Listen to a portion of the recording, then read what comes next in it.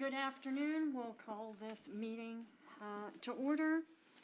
First on the agenda is to consider approval of the minutes of our last meeting, November 6, 2023. Anyone make a motion? Anybody have any, well, I guess any corrections? Anything to fix? I so moved. All right. Second? Okay, there we go. All right. All in favor, state aye. Aye. Any opposed? Nay? Okay. All right. Next, on the regular agenda, we're going to learn about the Open Meetings Act and the role of HLPC. And I'm going to switch over PowerPoints real fast before Jerry takes over. Well, good afternoon, Madam Chairperson, members of the committee. My name is Jerry Baker. I am the city attorney here for the city of Nacogdoches. So Jessica asked me to bring a presentation to you guys for the Open Meetings Act. So I'm going to do hopefully a brief overview of the act. I know you've had the training before that's required by the state of Texas, and so I don't want to spend our entire time kind of rehashing everything. But I do think it's important to give you kind of a brief overview of the act, touch on some key points, and answer any questions you may have about the act. Okay. So let's get started here. As you can see, the Open Meetings Act is governed under the Texas Government Code, Chapter 551. That's where you're going to find it in our statute. So the general rule is this: every regular, special, or called meeting of a governmental body, including most boards and commissions under those bodies, must be open to the public. And that's your general rule. Now, there's exceptions here and there, and we'll get to those in just a minute. But just keep that in mind, that if you're a governmental body, most of the time you're going to have an open meeting, and means that it's going to be available for the public to attend. Okay? So what is a meeting under TOMA? A meeting occurs anytime a quorum of the governmental body discusses public business that is within its jurisdiction, regardless of the location or means of communication. So let's break this down a little bit. Governmental body. Okay? This means we're not talking about private entities. They are not subject to TOMA. Okay. Also, governmental bodies also, and as I mentioned earlier, most committees or boards under those governmental bodies are also governed by TOMA. There are exceptions. If you're purely an advisory board, that means you don't make any governmental decisions. You don't have any functions that you make decisions that would affect the public.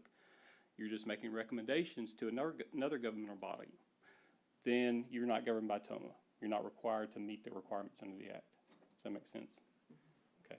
And I should have said this at the beginning. If any time anybody has a question, this is not any formal presentation, and I try not to present it that way. Please stop me and ask any questions you may have, okay? A quorum. Generally, that means a majority, okay? There are exceptions. That doesn't apply to this body. So if you look under Section 50-68 of the Code of Ordinances, it defines what a quorum is for this committee, and that's a majority of the members. That used to be 4, but this past spring, your number was increased to 9 members, so that now is 5. So you must have 5 members in order to meet, okay? Otherwise, you cannot meet. You have to dismiss the meeting at that point and reconvene at a later time when you have a quorum present, okay? Public business or policy is discussed. So if public business is the subject matter, then you're required to meet the requirements of a meeting, okay? And we'll get to some exceptions here in a little bit to kind of flesh that out a bit. So as I mentioned, it can be a meeting regardless of the location or the means of communication. So that can be a verbal communication, as we're doing right now. It can be electronic communication, either by phone, by email, by text. Zoom became very popular during COVID, as you might recall. Or you may just be receiving information like we are right now, okay? But any of those scenarios, you still will constitute a meeting under TOMA. So what are the requirements for a meeting? First, you need an agenda, sometimes referred to as notice. The agenda must be posted 72 hours in advance. The only exception to that is if there's an emergency meeting, okay? And there are very specific requirements for what constitutes an emergency. In the agenda, you must include the date, the time, the place, and the subject matter for each meeting. So your agenda must list all those things in order to constitute a sufficient agenda under the Act, okay? And I'll just point this out when it comes to the subject matter. The subject matter or the description of the agenda item must be sufficient enough to allow the public to understand what you're going to be talking about. So you can't just use general terms like old business, new business. Those aren't sufficient under the Act, okay? So you have to specifically identify what those are. Must be open to the public, as I mentioned earlier. So this is a recent change, maybe 4 or 5 years ago at most. Texas Government Code 551007B entitles the public to speak about items on the agenda before or during the governmental body's consideration of the item. And that was made clear under the passage of that new legislation that enacted this provision. The legislature made sure that that the public has the opportunity to speak about any agenda item, and 2, that it's the timing, that it's done before or during, and that's the key terms from that section, okay? So if you've already voted on the item, it does no use for the public to then come and speak to that matter, okay? It has to be done before or during. So that can be in the form of an open forum at the beginning of the meeting. Sometimes you'll have governmental bodies that use that, or for each item that comes up, you can invite the public to comment on that specific item, okay? So long as it's done before the vote is actually taken on the item. Does that make sense? Okay. And you have to keep written minutes or a recording of all open meetings. The minutes must state the subject and indicate each vote, decision, or action taken. So generally speaking, when written minutes are used, usually take the agenda, you take the actual item on the agenda, and indicate the votes, or if the vote was made to table that particular item, you have to indicate that in those minutes. Okay. Minutes and the recordings then become public records, and the governmental entity has to maintain those essentially forever. Okay. Here's the exceptions to the Open Meetings Act. So purely social gatherings, ceremonial events, conventions, etc., are an exception, and that you don't have to require, an agenda or any of those other requirements that we just went over. Here's the requirement, though. So any discussion of public business is incidental, and that's the key term there, to the purpose of the gathering, and no action is taken. Okay. So, for example, a workshop can be an exception, but if the subject of the workshop is the public business by which the committee or the governmental entity is meeting, and the purpose of that entity, then you really can't get around having an agenda, okay? Because the subject matter of that workshop is probably going to be more than just incidental to that meeting, okay? Statutory authorized executive or closed sessions. So these include deliberations concerning purchase and lease of real property, consultation with an attorney, personnel matters, economic development. There are other exceptions. I didn't include every exception here. I just wanted to kind of give you the main ones that are going to apply, particularly to this body, if it ever comes before you. That if you do have the opportunity that you need to discuss a particular item with myself, then that's one exception that will allow you to go into what's called executive session or closed session to discuss that outside of the public, okay? Here are the requirements, though. To hold an executive session, the government body must first convene an open session, identify which issues will be discussed in executive session, and also cite the applicable exception. So that all those requirements have to be met before you can go into the executive session. After you're finished in the executive session, you must return to the open session, reopen the meeting, and then either take action at that time, or if no action is taken, make that announcement that no action is going to be taken on those items. Okay? So as I mentioned, all final actions or decisions or votes must be made in an open meeting. So you have to come back out.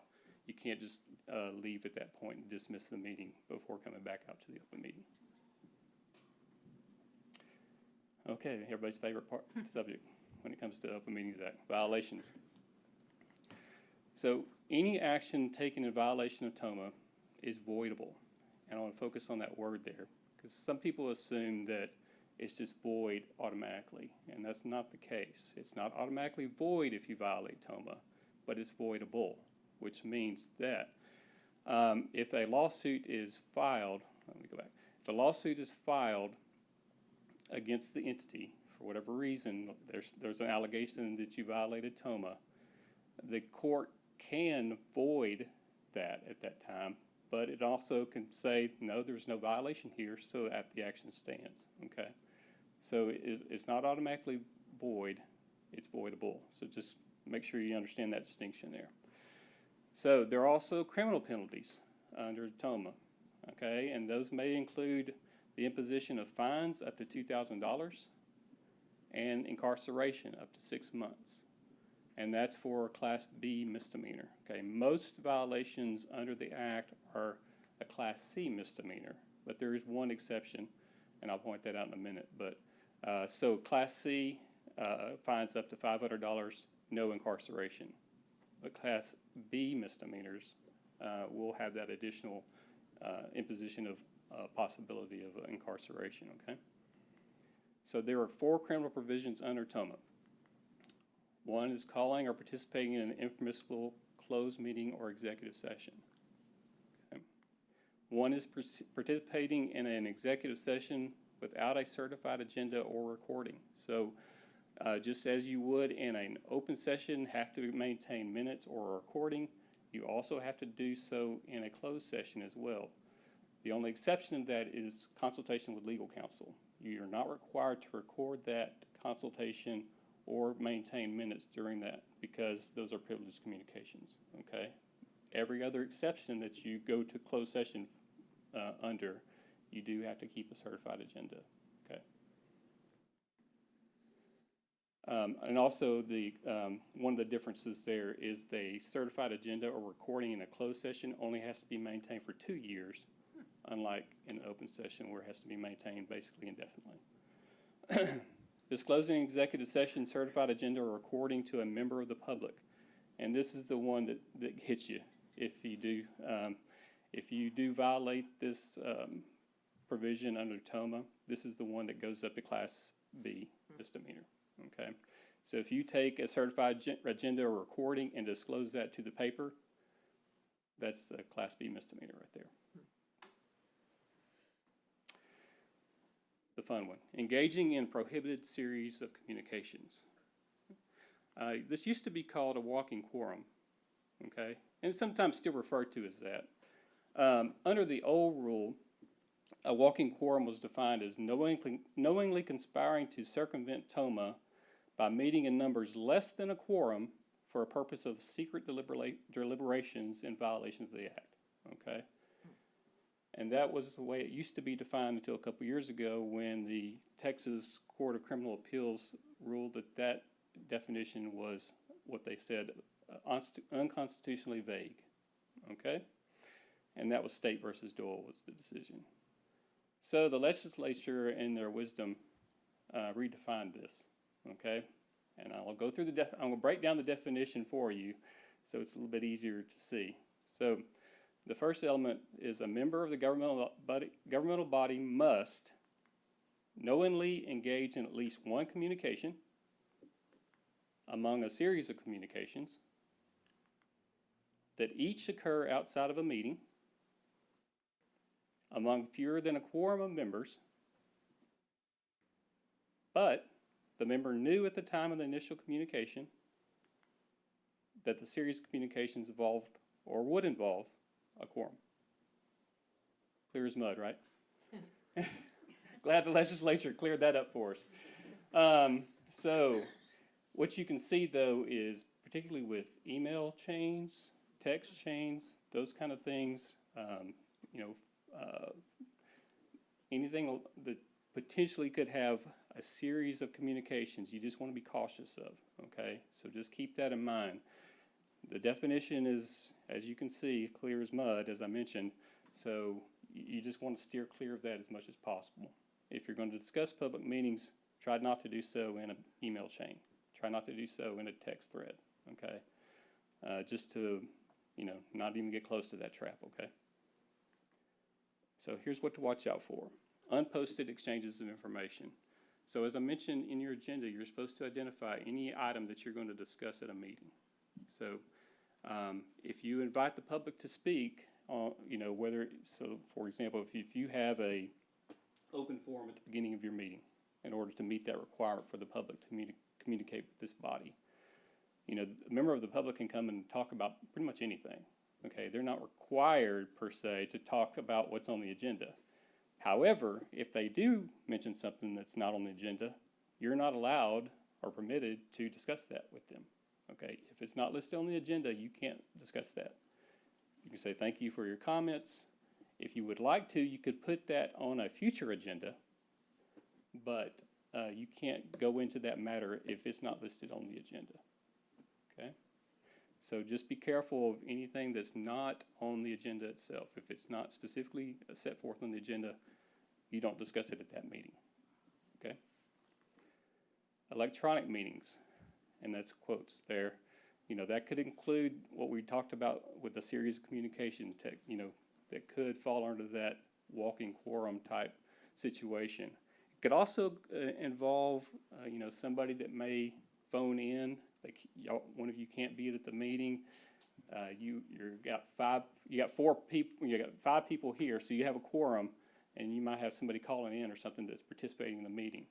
Okay, just be cautious of those things because they could potentially lead to other issues. And this I think particularly was an issue under COVID because the rules were changed at that point to allow bodies to meet in less than a physical quorum being present. So you could have a quorum electronically, so to speak.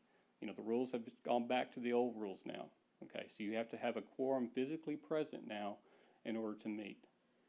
Others can participate via Zoom or calls or something like that, but you have to have a physical quorum present in order to actually participate in the meeting. So less than a quorum, again, that's the issue that I was just mentioning about the walking quorum, series of communications, potential violations. So anytime you're discussing public business with less than a quorum, just be cautious. Okay, just keep that in mind because you could potentially run into an issue there. And executive sessions. As I mentioned, there are 3 of those violations that I just mentioned under the Act, criminal violations, involve the executive session. So they take that very seriously. And the AG will prosecute, okay, and as well as the county attorney if there are violations. There was a prosecution, I believe, in Angelina County, I think about a year or so ago, involved some of the county commissioners engaging in what was described to be an illegal executive session. So just be cautious of that. So here's the tried and true formula. Keep all public business in the room, on the agenda, and within your scope of responsibility. You do all those things every time, you won't have any problems with TOMA, I promise you. Okay? Any questions about anything I covered? Told you I'd be brief. This is way better than the video we had to watch. Yeah. Well, thank you. I appreciate that. Yeah, it was like 90 minutes, right? I was always taught that the discussion with the attorney have to relate to some impending legal matter. Well, it's either, there's like 2 parts to that exception, okay? There's one part, it can be a pending or threatened litigation, Right. or a settlement negotiation, okay? But there's another part that's really what I would call a catch-all, that anything that I have a duty as the attorney for whatever body I'm there for, if I have a duty to make a recommendation or give advice or respond to some kind of legal issue, even though it's not threatened or pending litigation, that kind of falls under that exception as well. So it could be something like a contract or something? It could be, yes. Okay. So if you have a contract or something that has a legal issue that may not yet reach the point of litigation, you know, and clearly there's no settlement negotiated at that point, but you can discuss that with your attorney under that part of the exception. Does that answer your question? No. Okay. Well, they've changed the rules, Charles. I just don't think that's totally correct. Okay. I was always taught, and I did this 32 years, every day almost, that you can't just bring up a question to an attorney in executive session because you want to. Well, it has to Because be. he's the attorney. It has to be in order to go to executive session. The item has to be on the agenda. Right, that's okay. It's not something that you can just pull out of thin air and say, hey, we're going to go to take an executive session right now, and we want to talk to our attorney. I mean, it has to be something that's on the agenda. Okay, that wasn't stated when we said that, just it said discussions with attorney or Okay. legal, and that's the reason I was questioning. Okay, Okay, yeah. that's fine. So I did answer your question now. You did Okay. answer my question now. Anybody else? Yes, would you give an illustration of economic development? So I can tell you, for example, with city council, okay, a 380 agreement or something that may come up before the council that, you know, may affect the, you know, there's some economic development aspects to that. That would be something that we could discuss in executive session as city council. I'm trying to think of something that would apply to this committee. I can't. So we don't. More likely than not, I think probably the only exception that may apply for you is consultation with legal counsel. Maybe. How have y'all, let me ask this question. Have you gone to an executive session since you've been on the board? No. I don't remember any executive session. No. Yeah. So for the most, and like I said, there's that's why I didn't list every exception. I tried to think of, okay, what We have might come before them personnel, which is a that big could constitute an executive session. That's why I limited it to those four. And it's possible that could be something that would affect the historic district, but I can't think of anything off the top of my head. I'm sorry. I just wanted to say that kind of the whole point of all of this is because the public, the taxpayers, really deserve to know everything that's going on, and if there's even the perception of somebody sneaking around doing something behind anybody's back, that should be illegal. And Right, you're dealing with, I mean, that's what the whole point of the act is, Right. is this is open to the public. I mean, the public is supposed to know what the government is doing with their tax money and all those things. So, and things that were gonna affect them, you know, if they own a business downtown, or if they own property downtown that may fall under y'all's purview, they need to know what you're gonna be doing and how you're going to be acting, those kind of things. So, yeah, that's kind of the whole point of it. yeah. Good thing. Can I ask a question about the public comment part? Sure. So, we're talking about whatever, and so that means if we're talking about item 3, at some point, do we need to ask, is there anybody that wants to make a public comment? I mean, do we need to go through that step to make it official that we provided that opportunity? So the governmental body can basically set the kind of rules that it wants to for as far as how that works out. So you may want to have a public forum at the beginning, an open forum, whatever you want to call it, and just require everybody who wants to address the body to discuss it during that time period. You may want to do it what you were just mentioning. So item 3 comes up, you have the discussion with whoever's making the presentation, and then you say, okay, it's open for public comment. Does anybody want to speak to this matter? And just allow the public at that time to discuss it. I've always felt that was much more appropriate because it's much more timely. Because, you may be requiring people to sit here for 2 hours that want to speak when that item comes to the agenda, or on that item only. That's just, and I've noticed we didn't do that, and I thought it was something different because of cities and my whole background's in school districts. But, you know, we had to have one. It wasn't any choice, and I Right. thought it was proper that we did. But some people don't think it's proper. But, you know, I mean, it's just, it makes the public really mad when they come to a meeting like this and they can't get up and make a comment about Well, what the we've- item you've got on your agenda. It Right. really makes them angry as heck. Well, we were directed by the previous attorney. That was the way we did it. So that's why I'm asking now. Okay. Well, the public has the opportunity under that rule that I cited to comment on an agenda item. That's their right, Is now there by a statute. time limit? I mean, because I don't Yes. want to sit here for an hour and Sure. listen to somebody talk about trees. As I mentioned, you get to establish the rules with regards to Okay. those things. So whether it's where that comment is gonna occur in the meeting, or how much time you wanna give somebody to comment, kind of a good rule of thumb is 3 minutes. Is that a It- rule that needs to be written in advance? It's a good rule to, put that down. You know, one of the rights you have as a body is to create your own rules of procedure. Okay. And so that's something that you can put either on your agenda itself or in your rules of procedure. I mean, it's kind of up to you how you want to do that. But, that's a good rule of thumb is 3 minutes. And, most people can make their point in 3 minutes. If they can't, then, Right. they're probably rambling a bit. Any other questions on the Open Meetings Act? Basically, what we do is give grants, so we really don't have, the only time we really see discussions Mm-hmm. is when it's an individual, because generally, 99% of the time, really all we're doing is approving, grants for people, for their historic preservation. I mean, there's only once since I've been on this board that we had something I thought was contentious, and that was a demolition. Right. As a historian, I really resented it, but that's neither here nor there. But that was a discussion. So. Are you talking about discussion, discussion among the body or discussion with the public? Public and body. Okay. Well, I mean, depending on how many members of the public show up, I mean, and if they, one thing you may want to do is in your rules, I've seen is require if they want to address an item, have a sign-up sheet.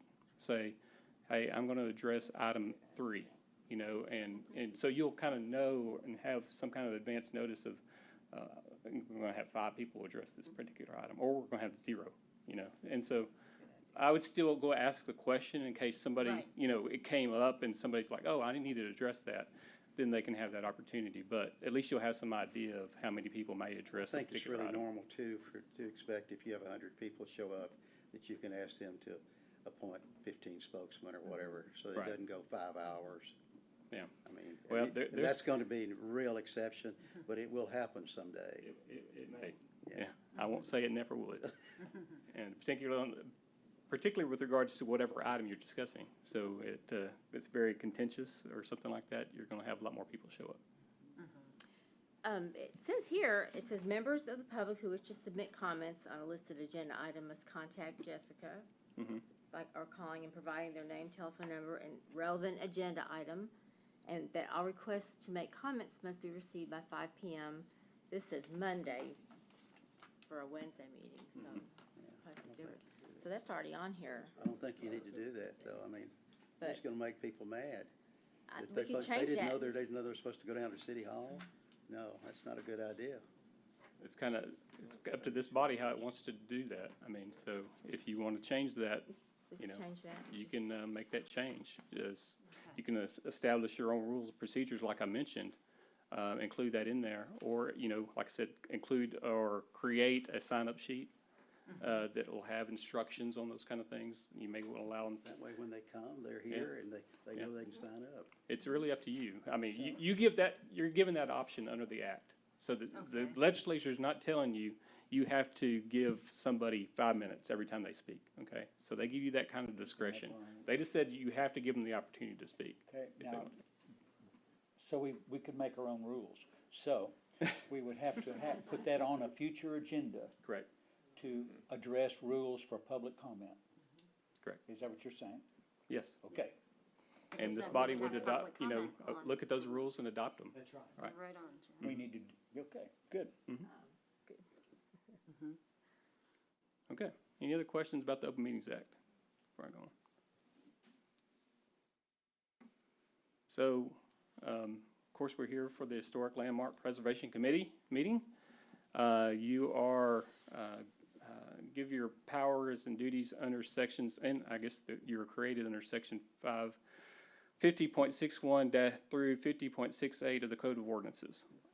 That's also outlined in the city board and commission's handbook, pages 9 and 10. I just basically included the powers that are listed there under the section. If you look under 50-67, these are outlined right there, word for word.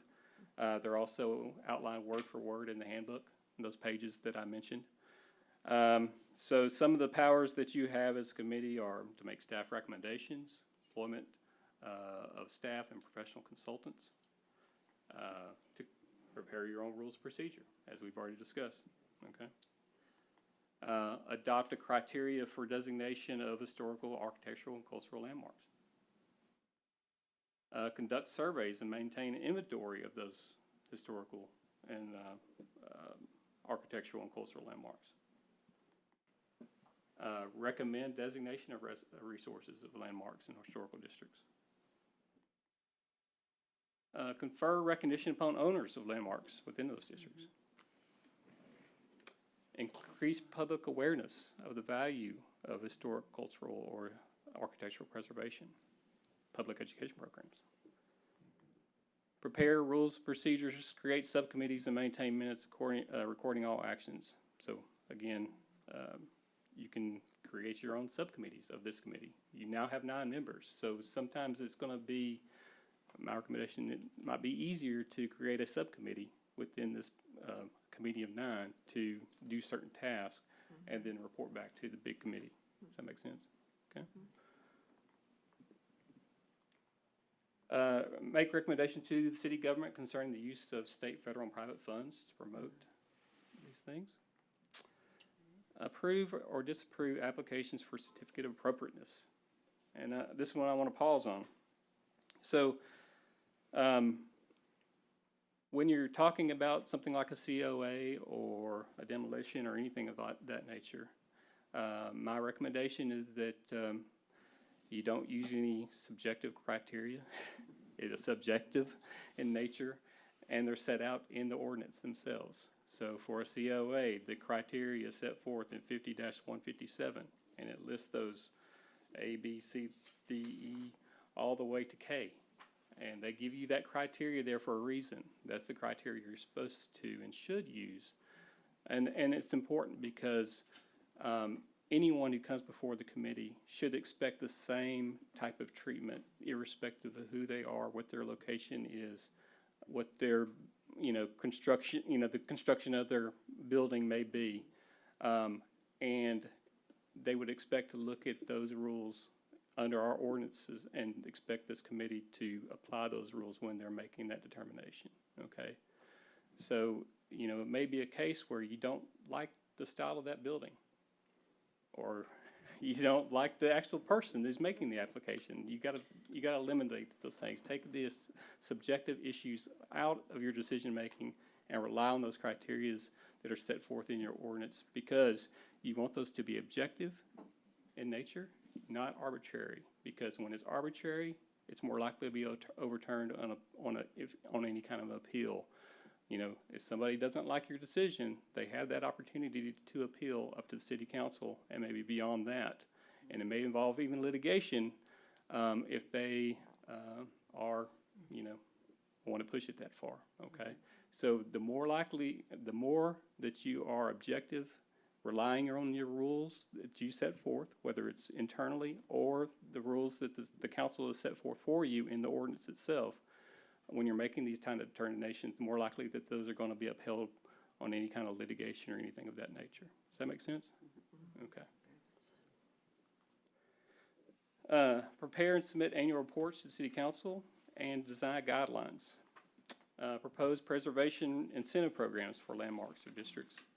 And finally, recommend acquisition of landmark structures by the city government where preservation is essential. Okay, and like I said, these are already outlined for you in your handbook. That's on our website. If you don't have a copy of it, or we can provide a copy for you if you need to. But that's the end of my presentation, unless anybody has any questions. Thank you very much. Thank you. I had a question. Sure. So, going back to public comment, say Jeff, wants to come in and wants to change, some architectural detail, and we have public come and talk about the trees he has in front of his house, which is completely irrelevant and has nothing to do, which I know, trees in front of his house has nothing to do with those 10 criteria. Sure. So we let them talk, but then it's incumbent upon us to remember despite whatever convincing thing they said, that is not relevant under the 10 criteria. Yeah, look our to the criteria. ordinance. And so the public, we They've don't have to had- consider what they say if it's Correct. not relevant. You just have to give them the opportunity Okay. to say that, okay? Right.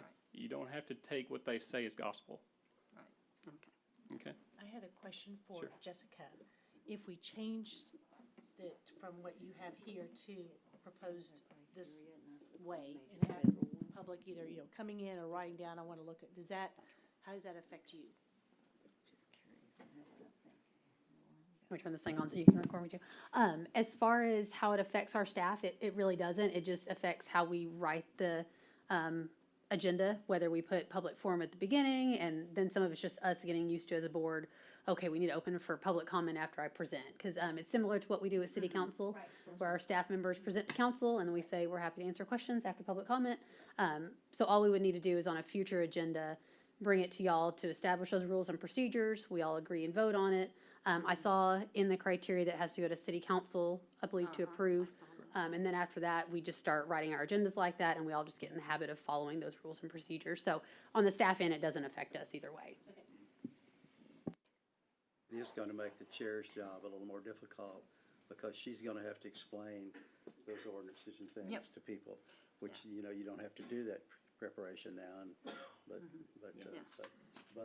in the long run, I mean, who wants to make the public unhappy over nothing? I mean, we shouldn't wanna do that.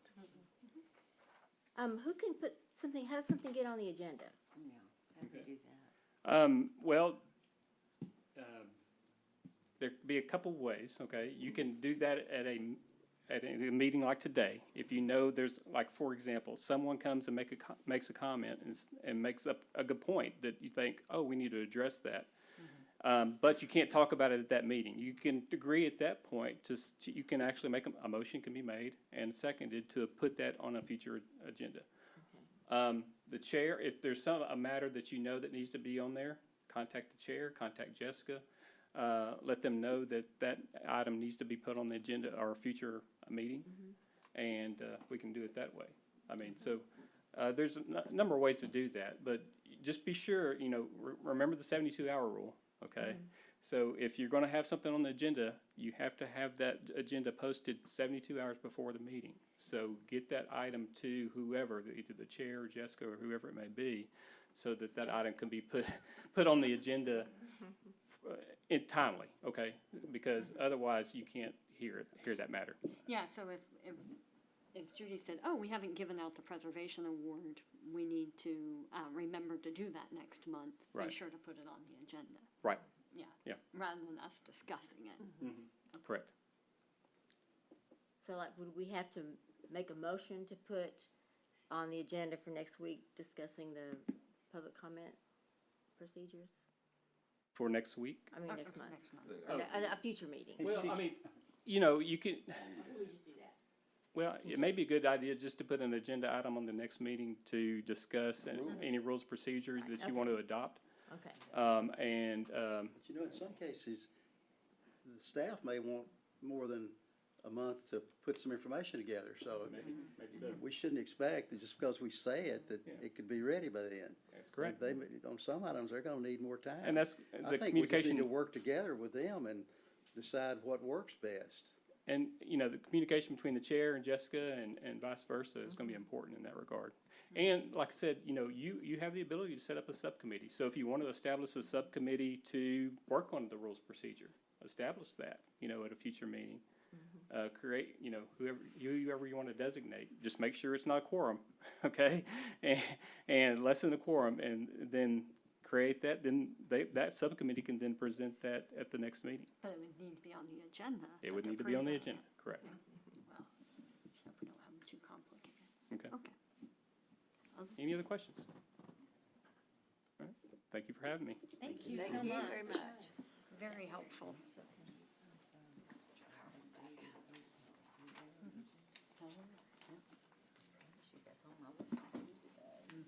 And I have another meeting to get to, so this Life of a busy city attorney. Thank you, Jerry. All right, we are to 3B, Jessica. I can grab my notes. Historic Restoration Grant, are we all on the same page? That correct? Yes. All right. Yes, item 3B is consider historic restoration grant reimbursement for 207 East Main Street. This project was a 2023 project. They did receive one extension, and it was, I believe this was our one month extension, and he got it done. So this is Mr. Johnny Moore. It's one of the buildings right across the street. Used to be the old Morning Glory Yoga Studio, is now the June August Boutique. So they were approved to replace 6 windows to match the existing windows, 3 on the front, 3 on the back of the building. And then to reinforce the foundation, they did have quite a few failing bricks, concrete. It was kind of a mismatch of materials down there. So originally they were funded at 25% of the total project cost, which was not to exceed $8,918. The project actually came in a little under budget at $32,837.11. You can see here the expense report. Everything was accounted for. The receipts were in wonderful order, so I definitely appreciated that. And here's some pictures of the windows on the back of the building. They do match the same divisions as the original ones. Same on the front. I swear the photo's not Photoshopped. The windows look very strange in that picture, but we took it and it was just a weird reflection. And then it is hard to see, but that's the foundation that was reinforced under the building. So on this, staff would recommend the approval of the release of grant funds in the amount of $8,209.27, which is 25% of the total project cost. Any questions of staff on mounts and this and that or whatever? All right, well, do we have a motion for I make a motion, we release the funds. I second the motion. Okay. All right, final discussion. All right, so all in favor of the motion of releasing the funds in the amount of the $8,209.27? Say aye. Aye. Any opposed? All right, there you go. Short and sweet, and we get to give people money. So our next agenda item is 3C, is discuss and consider our 2024 historic restoration grant budget. If you all remember back before the holidays, before we stuffed ourselves with turkey and open presents and things like that, in November 6th of 2023, HLPC reviewed the historic restoration grant applications. So y'all reviewed the projects themselves, but not the funding.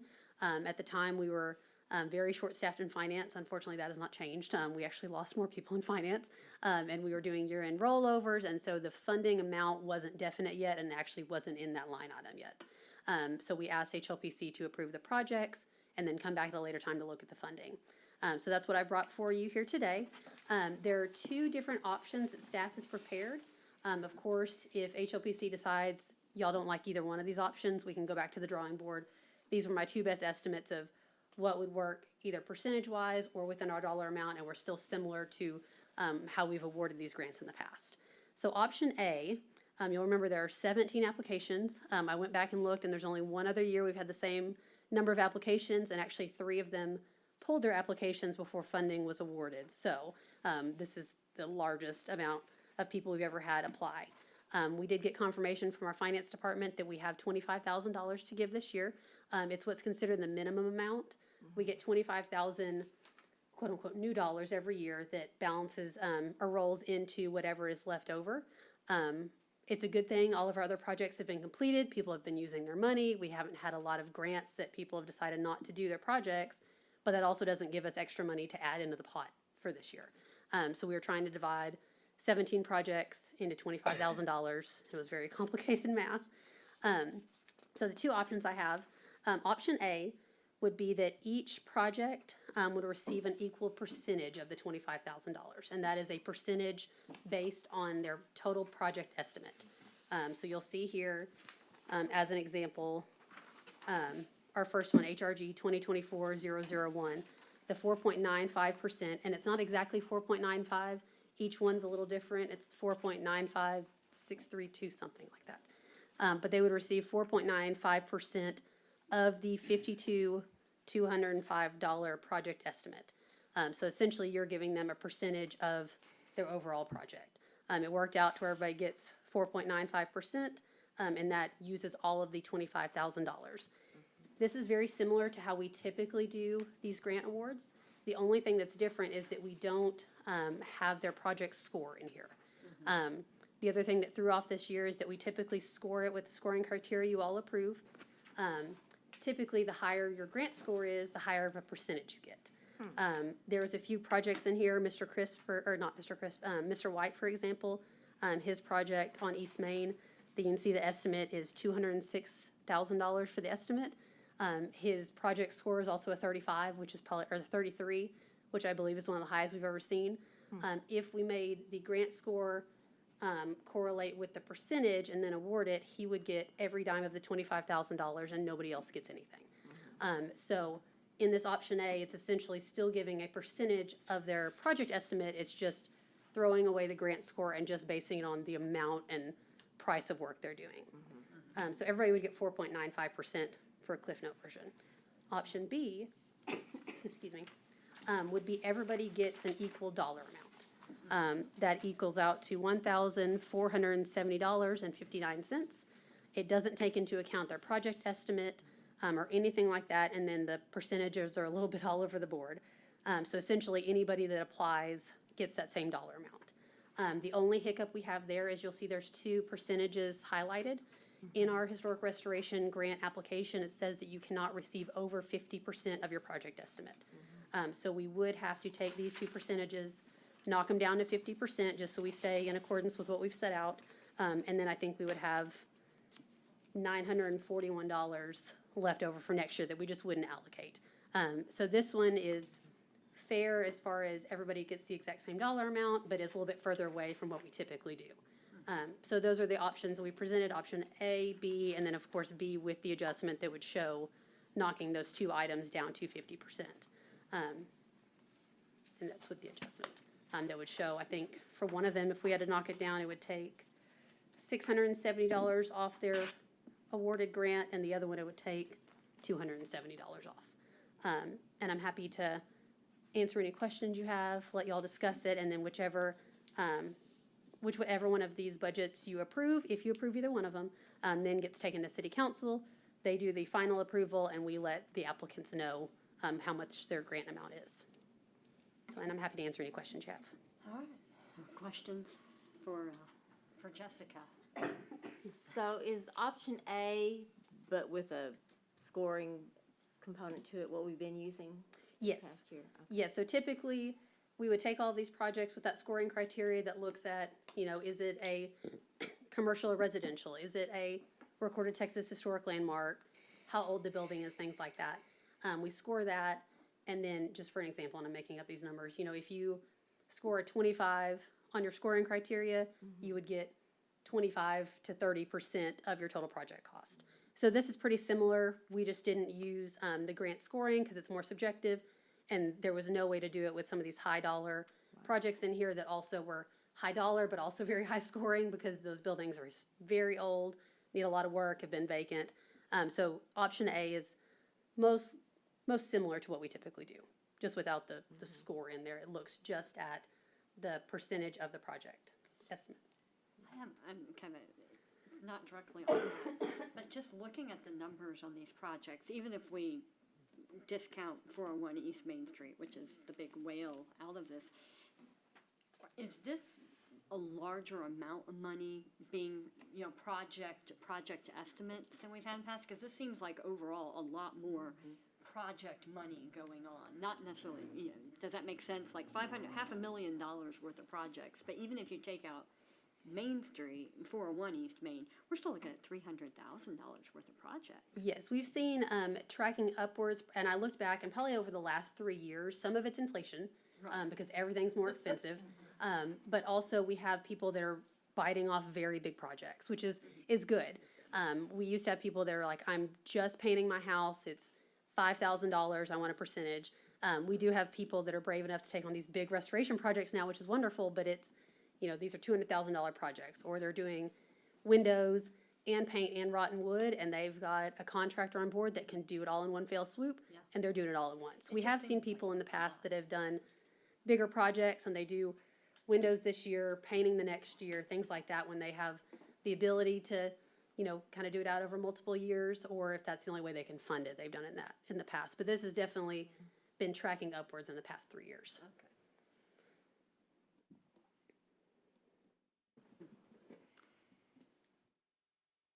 Any questions? I mean, it's, yeah, obviously, if anybody in here is an accounting genius, you know, you can ask her pointed questions. I have a question about the 25,000. How long has it been 25,000? Since 1989. And that is definitely something that's been definitely shown itself this year. And I looked back on all of our records. I believe we had one in 1989. We didn't have it for a few years, and I don't know if we just don't have records from that or if something happened. But it has been $25,000 since it was established. And probably the first 5 to 7 years, we had maybe 3 applicants. And everybody got about 50% of their project estimate, and it was great. But even in the last 10 years, we've consistently had at least 10 to 12 applicants. And in years past, we also had quite a few people that kind of bid off these big restoration projects, didn't complete them, and that money just got rolled back in. I believe it was either, I think it was the year before last, we had like $80,000 to give out. But on years where you just have your $25,000 new, it definitely doesn't go as far. And it has been that way since 1989. So as a side note, how do we loosen city government's purse strings? Because obviously good we question. don't have access to that. Yeah, so that's part of our city budgeting process. These funds that y'all give out are hotel occupancy tax funds. Of course, we have set out, you know, so much goes to the Expo Center, the Convention and Visitors Bureau, and then we get $25,000, and then anything that's left over goes to city historic preservation projects. In the past, has been Zion Hill. We've put a new roof on the Stern Huey Museum, things like that. So if it's the desire of Hlpc, I can always kind of take that as a thing during budgeting process, saying that you all as a group asked me to go ask for more money. I don't know if that would be an additional $5,000. I don't know if we can shake more out, but it definitely seems like it's time to try to get some more, because $25,000 doesn't go nearly as far as it used to. So really it doesn't necessarily have to be a vote, but it can be we'd like to see this increased. Please ask for it during your budgeting season, because we start pulling together estimates and really start our internal budget meetings in about March, and then that's brought forward to City Council in July. So we're starting pretty soon. Do you know of any other cities our size, historical, and what their budgets are? I don't know offhand, but I'm happy to look. I know that some organizations give these types of grants, but it's more through a friends group. There are some cities that dog ear bigger amounts for historic restoration grants, but I don't know all their budgets. But I'm happy to pull that together, and that can even be a discussion item of. Could we add that? We can. Because I'm sure anybody that's a Main Street community and that type of stuff. would be Yeah, able we to can find that. definitely. I can pull that together and bring it forward to kind of an example of, you know, here's what 10 different cities do. What would we like to push for, or do we think what we do is adequate? I'm happy to do that research. It'd be nice if we had figures. In other words, the bed tax money, some of it goes to, like you said, to our convention visitor, these different places, and Yes. actually see the total amount and how it's broken out. I can get that for y'all. For example, I do know that the only reason the Zion Hill Church has now been beautifully restored is because some of that money every year was being socked away. It was. Isn't that right? Yes, correct. Okay, so those kind of things would be helpful to us to see. Because we just demand more money, there may be some reason for that kind of stuff. Exactly. I'm happy to pull together kind of how our city delegates our hot funds and then how other cities either fund that or what their funding amounts are. So I'm happy to bring that up and I can put that on a future agenda. I think you're gonna find that you were really lucky to get the hotel motel tax for this, We are. because there are not a lot of cities that No, there's very directed few. in that direction. Absolutely. And I do think we're very lucky to do that. And I think, you know, our city council, especially when they established this, was definitely forward-looking because, you know, oldest town in Texas, we have all these historic districts, but also recognize that these historic buildings are very expensive and require a lot. So I don't want to go in banging on stuff saying we definitely need more, but at the same time, you know, $25,000 doesn't go as far because your other alternative is possibly figuring out different way to structure the grant application. And of course, that's up to this committee, but, you know, there are some places where you may do a grant score and only the top 20 or top 10 get considered. But I do think we're going to run into the same issue over and over and over.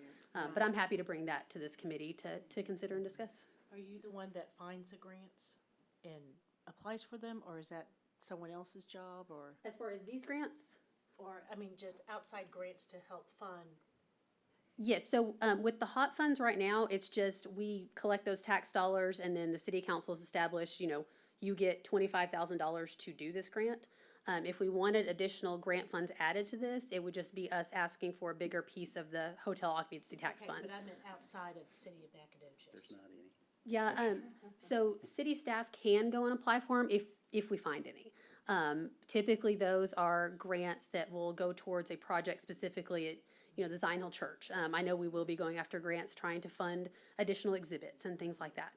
So we can apply for those, but we typically don't see any that would pay into any grant like this, but city staff can go and apply for grants. So especially if y'all see any that would be applicable to this body, then absolutely you can send that to us. And we work, city staff works with our finance department, and we also employ GrantWorks in case it's any federal funding, because those are very, very complicated applications. And so they help us do those. So when you use the expression hot funds, you're talking about pure tax dollars. Yeah, it's the hotel occupancy tax Okay. fund. So yeah, if you are staying, that's why I always tell people, I'm like, if you invite friends and family, please make them stay in a hotel. It really helps us. So anytime you see on your hotel bill, there's city taxes, things like that, that goes into a fund.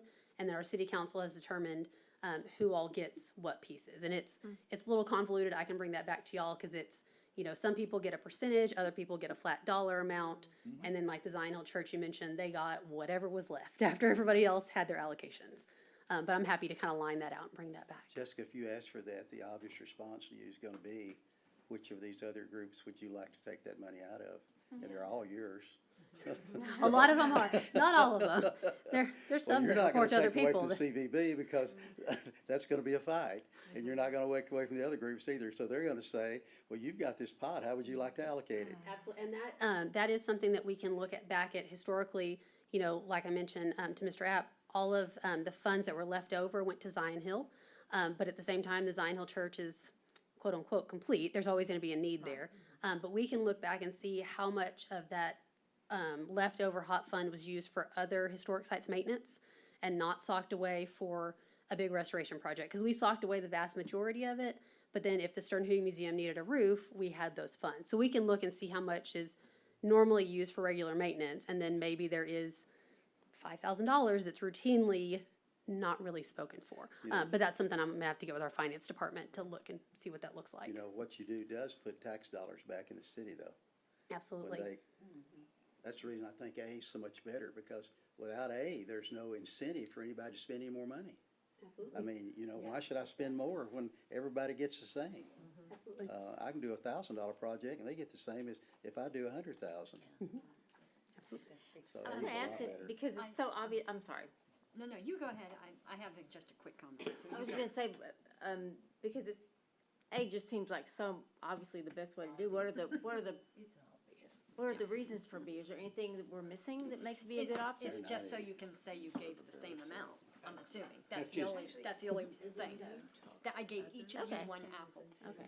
Yeah, and on the staff end, I'd mentioned during our November meeting that I would bring y'all back funding options, since it wouldn't be the This is exact. just to have an option. It was to have an option because, we knew with the scoring criteria, it wasn't possible to do it the same way we've always done it. So I wanted to give y'all a few options, and of course, if you hate them all, we can go back to the drawing board, but I'm not a I math have one petition. question. So the project, the $220,000 project, is that public person going to be able to complain or come because we didn't stick to the criteria? Well, so as. Or the scoring, rather? So the scoring, we don't line out how the grant is gonna be scored in the application. All we say is that you cannot get over 50%.